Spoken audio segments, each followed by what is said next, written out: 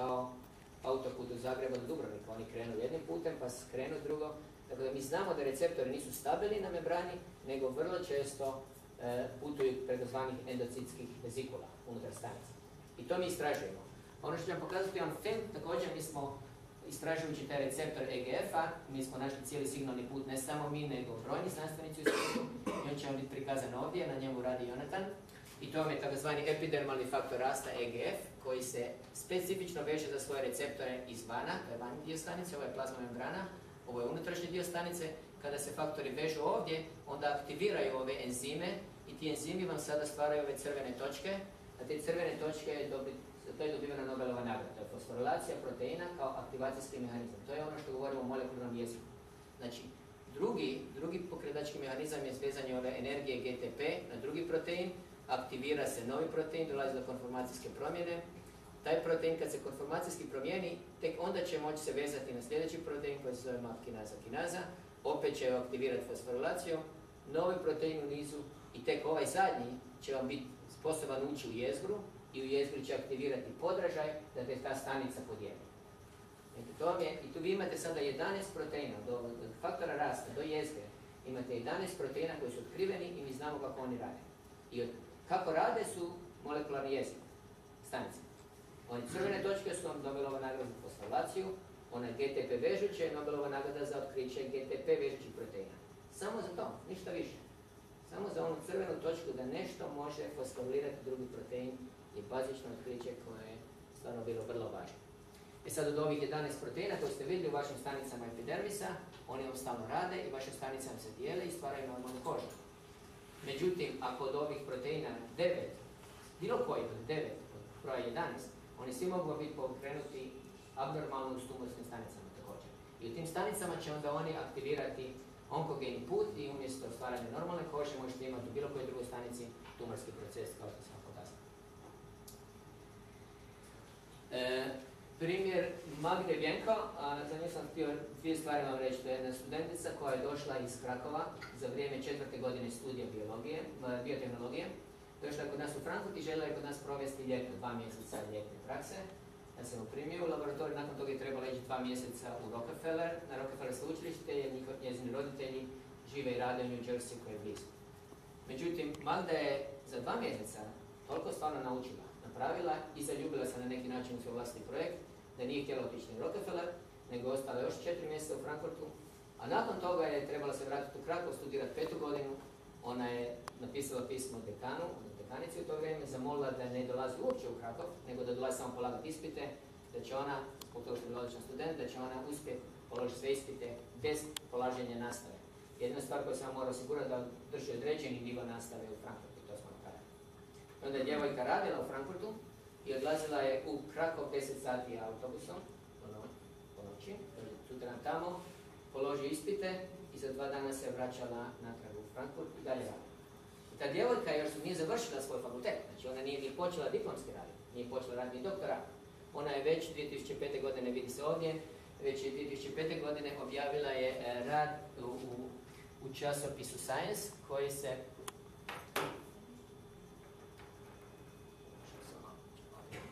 časopisu, nema veze, ja mislim da su različiti, u redu. Ona je objavila je rad u časopisu Science koji je jedan od 3 vodeće časopisa u svijetu. Nature, Science i Self su vam gotovo sve što možete zaželjeti u svom životu da objavite. Znači, djevojka je prije nego što je počela raditi doktorat, već je imala ogromni uspjeh. Ona je sad s nama još 3 godine ostala i objavila 6 radova i sad imaš jedan veliki rad koji je u zadnjoj fazi. Nakon toga već je dobila ponuda s Harvarda i MBL-a. Njezina karijera, znanstvena karijera je osigurana 101%. A s čim se ona bavila? Bavila se time da je pokušavala razumjeti kako ultraljubičaste zrake, kad vi dolazite na more, svako ljeto, kad dolazite na more ili čak i u Zagrebu sa ovakvim vremenom, svakodnevno ultraljubičaste zrake udaraju u vaše stanice kože. I imate dnevno 1000 mutacija koje su uzrokovane ultraljubičastim zrakom. 1000, samo ih vi ne vidite. Radi toga jer imate jako dobar obrambeni mehanizam koji se zove DNA repair sistem, znači sistem koji će vam oporaviti vaše oštećenja u koži. I nećemo ništa vidjeti, jednostavno nećemo moći, neće se mutacija akumulirati. I taj mehanizam se sastoji o tome da kada DNK oštećenje uzrokuje mutaciju, dolazi do aktivacije proteina, oni aktiviraju ovaj protein koji se, nema veze točno šta on radi, ali dolazi do aktivacije ubikvitinskog puta. I ono što je Magda otkrila, ona je otkrila posebne enzime koji se zovu translezijske polimeraze, koje su sposobne doći na mjesto oštećenja preko ovog ubikvitina i tamo popraviti to oštećenje. Tako da sva tih 1000 oštećenja su uklonjene isti dan, odnosno vrlo brzo nakon što su napravljene. I to je bio rad koji je objavljen u Science-u. A ono što je Magda radila nakon toga, ona se fokusirala, ona je rekla dvije stvari. Pošto znamo da sustav popravka genoma radi stalno i da on nas štiti od ultraljubičastih zraka i oštećenja koje oni dovode, ona je napravila hipotezu da u isto vrijeme proces starenja, koji je normalan proces gdje on slabi taj mehanizam popravka oštećenja. Što se događa kod procesa starenja? To je fiziološki proces gdje taj mehanizam više ne djeluje tako dobro. I onda je ona izabrala jednu bolest koja se zove Wernerov sindrom.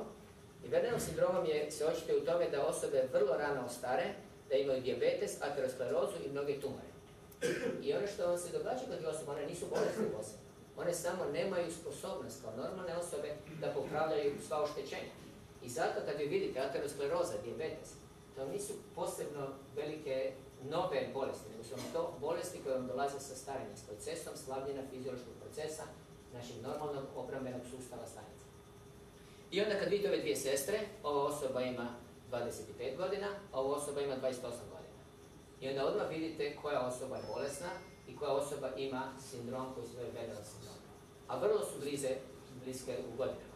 I ono što je Magda otkrila momentalno taj cijeli sustav proteina koji vam pomažu na neki način da razmotate DNK, koja je dvostruka zavojnica, odmotate ju i da onda možete odrezati oštećenje, izbaciti ga van i staviti novi nukleotid unutra i na taj način genom je sačuvan. Jer mora biti sačuvan jer svakodnevno nove stanice se stvaraju u identičnom obliku kao i vaše stanice prije 10 godina. Zato je neophodno imati tu knjigu života, DNK, genom, imati ga sačuvan 100%. Treći, malo ću ubrzati, malo nećemo predugo. Znači, Korejka je radila, mislim da o njoj je pisano dosta u hrvatskim medijima. Korejka je briljantna znanstvenica, stvarno briljantna. Ona je završila PhD na Ruđer Bošković institutu, kod mene u Frankfurtu 4 godine. Momentalno je staff scientist, pokreće se u vlastitu grupu u Frankfurtu. Ono što je Korejka otkrila, ona je radila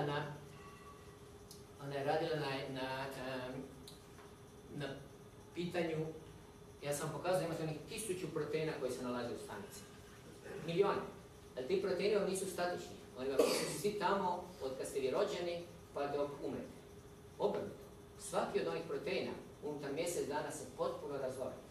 I onda se stvore novi sljedeći mjesec dana. Neki se rastvore za 20 minuta. Tako da vi kad vidjet ćete to, o tome priča Alan Čiganove, vi kad danas dođete pred ogledalo i pogledate vaše tijelo, imate osjećaj da ste isti. Nakon mjesec dana pogledate se ponovo, imate malo dužu kosu, možda dublje podočnjake, ali imate osjećaj da je to sve isto kao i prije mjesec dana. A realnost je da je 80% vašeg organizma potpuno izmijenjeno. Znači, svi proteini koji imate unutra su rastvoreni i novi protein je stvoren i stavljen na isto mjesto kao onaj koji je bio jučer. I ta razgradnja proteina, taj dinamički proces je vitalan za održavanje zdravlja organizma. Jer vi morate novi protein stvoriti koji će biti potpuno funkcionalan kao onaj bivši.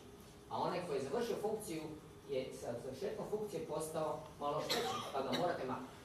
To micanje proteina se radi preko tih čistača stanice i to su ovako ogromne strukture koje imaju svoj središnji dio gdje se razgrađuju proteini. Imate ove ruke koje love proteine koji se moraju razgraditi. I Korejka je otkrila jednu ruku ovdje koja se zove RPN13, ona je otkrila je to ubikvitinski receptor koji uklanja sve polipeptide koji su ubikvitinirani, koji se moraju razgraditi u tom točnom trenutku kada su završili svoju funkciju, inače će doći do razvoja bolesti, neurodegeneracije, tumori, ateroskleroze i sve ostale kronične bolesti. Ovdje je bio film o tome, ali to nismo uspjeli prebaciti. I sad, taj cijeli koncept dinamičkog razgradnja proteina, samo to otkriće da je ubikvitin kodira signal na proteinu X da se mora razgraditi, je dobivena Nobelova nagrada za to otkriće 2004. godine i osoba Aron Čikanover ovdje je sa švedskim kraljem prilikom dobivanja Nobelove nagrade. On je bio gost kod nas u Splitu i normalno da on je otac cijelog područja ubikvitina. On je bio u Splitu u programu koji zovemo Nobel ST, odnosno Nobelovci u Splitu. I on je držao jedno javno predavanje gdje je držao predavanje za cjelokupnu javnost i pokušao objasniti ljudima, običnim građanima, zašto naši proteini moraju umrijeti da bismo mi živjeli kao osobe. Znači u svakoj vašoj stanici proteini kontinuirano umiru da biste ih obnovili i da biste mogli vi živjeti kao normalan organizam, zdravo, kad dolazi do starenja i taj proces slabi i onda vam vrlo često i akumulira se sve više i više proteina i zato mnoge bolesti su takozvane bolesti akumulacije koje su proces fiziološkog starenja. I zadnju stvar koju sam htio za laboratorij spomenuti, a to će biti relevantno za mnoge od vas, ne samo za cure nego i za dečke, kako kombinirati znanost i karijeru zajedno sa obiteljskim životom. Kad budete živjeli bilo koje vrijeme u Švedskoj, onda ćete moći vidjeti koliko su u Švedskoj, koliki je nivo demokracije tamo, tako da kod njih oba dva roditelja imaju apsolutnu odgovornost brige o cijeloj obitelji. Prema tome, kada dođe beba, normalno da majka pokušava biti prvih 6 mjeseci, ali roditelj, otac, mora biti 6 mjeseci također na takozvanom materinskom odmoru. Ako ne želi, on ne može taj novac dobiti. Natrag, on može darivati samo 2 mjeseca majci, ali on je isto obavezan sudjelovati. I ne da je to samo na papiru, nego stvarno u realnosti. Tako i da oba dva roditelja tamo sudjeluju aktivno u podizanju obitelji, tako da i majka, a i otac mogu nastaviti svoju karijeru, a to je važno u znanosti.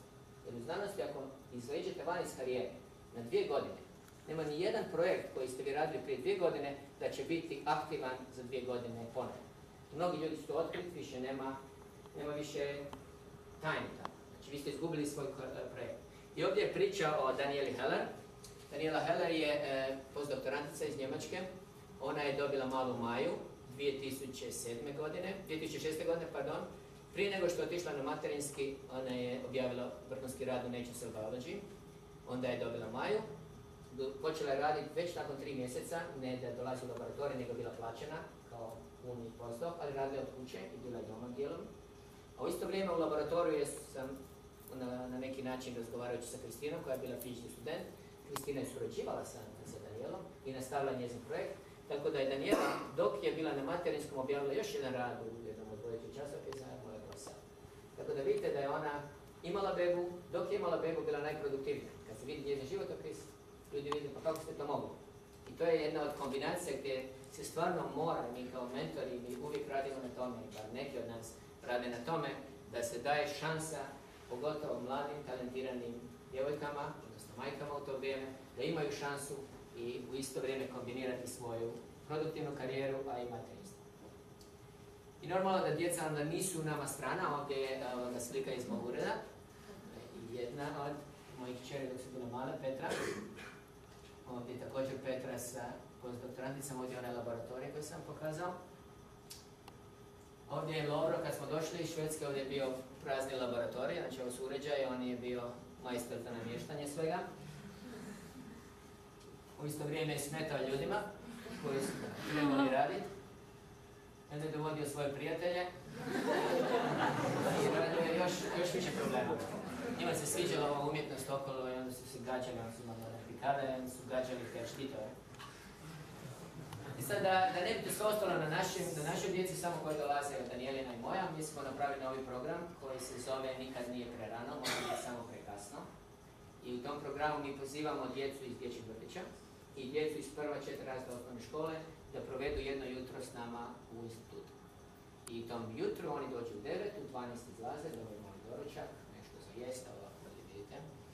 I kad djeca onda se malo upoznaju, održimo malo predavanje i onda moraju odraditi nekoliko eksperimenta koji su namijenjeni na njihovoj dobi. I u to vrijeme, na primjer, je bio St. Bonifacius vrtić koji je došao sa 20 djece sa svojim učiteljicama. Mi smo održali im predavanja, pokazali smo im neke stvari, stanice na mikroskopima, pokazali smo na koji način se mogu bakterije vidjeti, na koji način se mogu bakterije odrast na pločama. Onda smo im održali predavanje o tome zašto je važno prati ruke. Onda smo im pokazali različite vrste bakterija od streptokoka, različitih bacilusa i ostalih stvari. Sve ta imena nisu bila skrivana od djece, nego su naprotiv bila ovo je bacilo streptokokus, ovo je ova vrsta bakterije. I djeca su to pamtili, ona se igrali s njima, razumiju još, ali su se igrali. Posljedica toga je da smo mjesec dana nakon njihove posjete mi dobili tortu od njih i na svakoj torti je bio jedna od bakterija, vizija te djece kako su one nacrtane. Svako dijete je imalo jedan Smartie, onaj bonbon, onaj Smarties, i oko toga su djeca crtala kako su oni zamislila svaku bakteriju. I to se zvala bakterija torta. Ali stvar je da sve bude bolje, onda su oni diskutirali, sve to onda vidite ovdje kad ne perete ruke, onda vidite ovdje zmazanu ruku. I onda smo mi pokušali napraviti jednu agar ploču i ovdje vidite lijepu agar ploču koja je bez bakterija, sa rukom, čistom rukom, a ovdje je nešto gdje smo mi normalno narasli bakterije namjerno jedan dana prije i onda su djeca vidjela, wow, koliko tu bakterija stvarno raste. I to je taj nivo gdje vi možete djeci vizualno, unutar 3 sata, jako puno, stvarno puno prenijeti, nema velike znanosti, ali se može pokazati postupak od zašto se peru ruke, što je na rukama i na koji način to možete detektirati. To je znanost kraja. Sad dolazim u zadnjih samo 5 do 10 minuta, ali vama predugo već. Znači sad osobni izazovi u Hrvatskoj, znači to je nešto što ja radim od 1998. godine, ja sam se vratio iz Amerike u Švedskoj, onda sam pokušao na neki način se povezati sa Hrvatskom, najvećim dijelom jer imamo ovdje obitelj, a još većim dijelom je to što imam stvarno osjećaj da je Hrvatska uložila jako puno u mene, u moje obrazovanje. Cjelokupno školovanje ja sam na kraju dobio iz Hrvatske. Tako da sam htio kroz jedan volonterski rad na jedan ili drugi način organizirati kongrese, laboratorije, obrazovati mlade i to sve ide, ja mislim, vrlo uspješno u zadnjih 10-11 godina. I 3 stvari koje sam si zadao kao određen. Znanost nam jako važno imati fokus, da radite baš sve, da znate točno što hoćete ostvariti i u kojem vremenu to možete ostvariti. Tako da sam pokušao uključiti se u obrazovanje mladih, tako da ljudi dolaze u Frankfurt i ja dolazim u Hrvatsku. Radim puno na komunikaciji znanosti i društva jer je to nešto što je stvarno defektno u Hrvatskoj. Malo ljudi izlazi iz laboratorija, malo ljudi ima volju pozvati širu javnost u njihove, na neki način, zaštićene urede ili laboratorije. I znanstveni rad je normalno nešto što sam ja vjerojatno najbolji u tom i zato to radim aktivno sa kolegama u Hrvatskoj. Sad možemo samo dobiti ton gdje... Ako bi dobro činite. Ovdje je blokirano.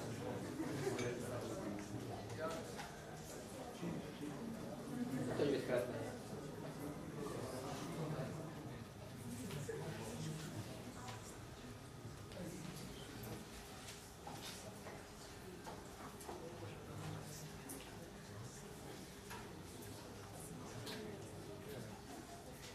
Sad ćete na ovom filmu vidjeti, ja mislim da je bilo gostovanje u Nedjeljom u 2 kod Aleksandra Stankovića.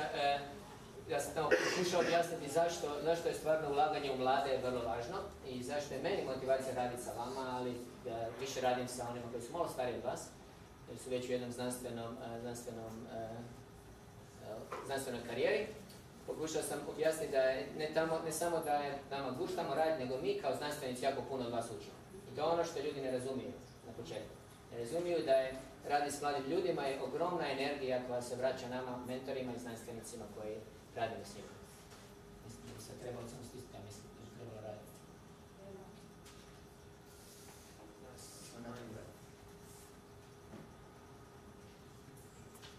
Sad ste malo... Kada u Hrvatskoj funkcioniraju 2 jedinice, a to je obitelj, i poneki profesori ili učitelji ili gospodin Karlović, koji su entuzijasti rade svoj posao. Ti su ljudi u biti stvorili od tih mladih talenata genijalce. Taj talent ako nije ostvaren, nije posao genijalan. Prvo tome u Hrvatskoj postoje takvi kovači. Ono što bi sad trebalo napraviti to postoje da se uloži na neki način znanje i iskustva znanstvenika izvana i da se ponudi hrvatskim mladim studentima ili čak i učenicima u osnovnoj školi, da im se ponudi jedna vjera da se može. Da se može ne samo vani, nego se može i u Hrvatskoj ukoliko budu radili. I to je ono što ja želim napraviti sa svim konferencijama, sa mojim volonterskim radom, u projektima u Splitu, u Medicinskom fakultetu, bilo gdje drugdje. Ja njima prenosim jednu energiju koja je pozitivna, koja je optimistična i koja pokazuje da se može i u Hrvatskoj, a se treba raditi. I sad je Stanković nešto pitao, to se više ne sjećam šta je bilo. Tako da mi to je ta jedna poruka da stvarno ima jako puno talentiranih ljudi. Hrvatska ne manjka talentima, nažalost talenti se vrlo često gube i vi imate kritičnu fazu u vašem životu sad, od negdje 25. godine, hoćete li ostvariti ili ne ono što vi možda imate zapisano u vašem genomu i ne znate da imate ili nećete. I zato je važno probati mnogo stvari u životu. Ne se samo sjedi ispred televizora ili ispred igra ili ne znam ja što je u vašem današnjem prioritetu, nego pokušavate eksplorirati što ste stvarno stvoreni, što vas motivira da budete sretni u životu. A nakon 25-30 godine, nažalost, veliki dio talenata koje ste imali više se ne mogu ispuniti. Prekasno, ljudi se počnu fokusirati, biološki klop, odnosno sat unutar organizma otkucava. Normalno da treba i reprodukcijski dio napraviti ako obitelj dođe.